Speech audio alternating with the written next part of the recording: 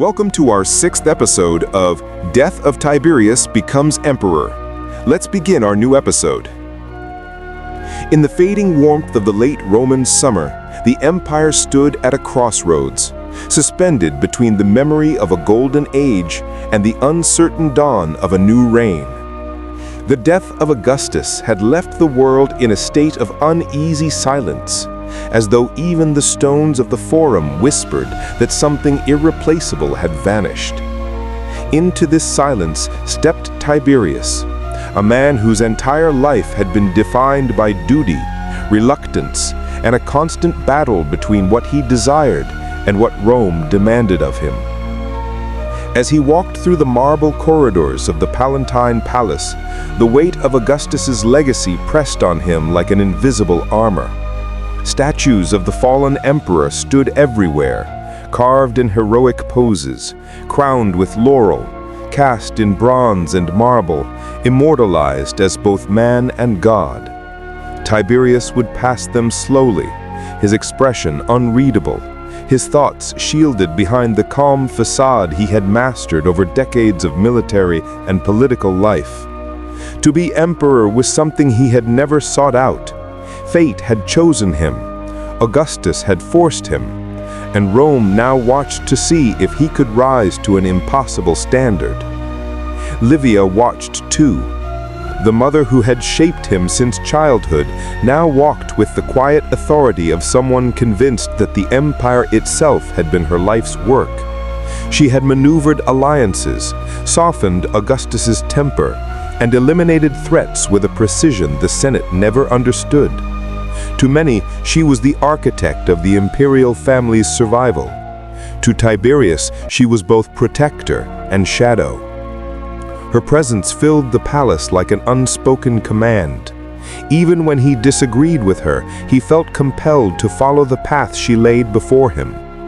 And as Rome transitioned from Augustus to Tiberius, many wondered whether the empire was truly ruled by the son or still governed by the mother. Outside the palace walls, the Senate moved cautiously, like men walking across thin ice. The political body that once governed the Republic now found itself performing rituals inherited from Augustus's carefully staged monarchy. Deference to the emperor had become a survival instinct. Still, the senators hoped Tiberius might restore some measure of their lost dignity. Instead, they found themselves caught in a strange dance of modesty and expectation. When Tiberius hesitated to accept power, they begged him to lead. When he asked for their counsel, they interpreted it as a trap. The more they flattered him, the more he recoiled, believing their allegiance hollow and their motives impossible to trust. News from the frontiers soon shattered the delicate balance. Along the Rhine and in the distant provinces of Pannonia, the legions erupted into open mutiny. Soldiers who had sworn their loyalty to Augustus refused to transfer it blindly to his successor. They demanded better pay, shorter service, and an end to the relentless discipline that defined military life. In the dim barracks and muddy camps of the frontier, emperors seemed distant abstractions until Augustus died. Now the legions tested Rome's new ruler, questioning whether this change of leadership meant they could carve out privileges by force. Tiberius felt the tremors of crisis from hundreds of miles away. He feared that sending the wrong person to address the legions might ignite a civil war. Into this chaos stepped Germanicus, the charismatic young general whose name already stirred the imagination of soldiers and citizens alike.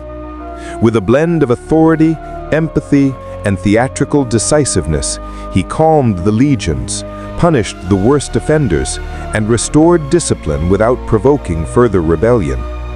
Some soldiers swore they saw in him the spirit of Julius Caesar himself. To Rome, Germanicus appeared as a hero. To Tiberius, he became a reminder that the people might admire another man far more than their emperor.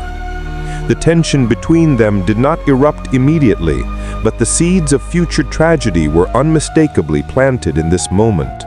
The empire had praised Germanicus too loudly, and Tiberius had listened too closely.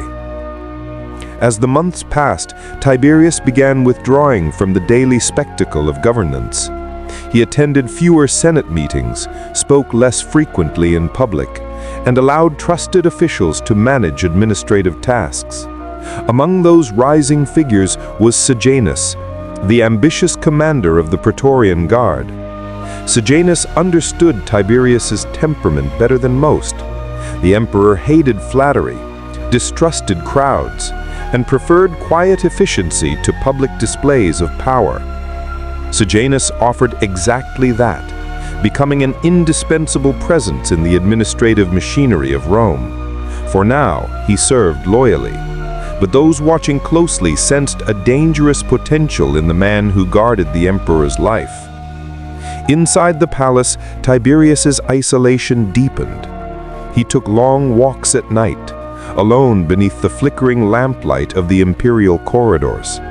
Even the servants whispered that he seemed troubled, as though haunted by choices he could not undo. The memory of Augustus's approval lingered like a ghostly echo. The pressure to govern as flawlessly as the deified ruler gnawed at him. Tiberius once confided that Augustus had set a standard no mortal could follow, and now the empire waited for him to match it. Yet in the midst of all his reluctance and reserve, Tiberius governed effectively. He protected the treasury, enforced discipline across the provinces, and upheld the laws Augustus had established. Rome remained prosperous, trade flourished, the frontiers stabilized. The empire, enormous, diverse, unpredictable, did not fracture under his leadership. It endured, quietly, efficiently, without spectacle. But the Roman people had grown accustomed to spectacle. They had lived under the glow of a man who shaped the world with charisma, charm, and calculated grandeur.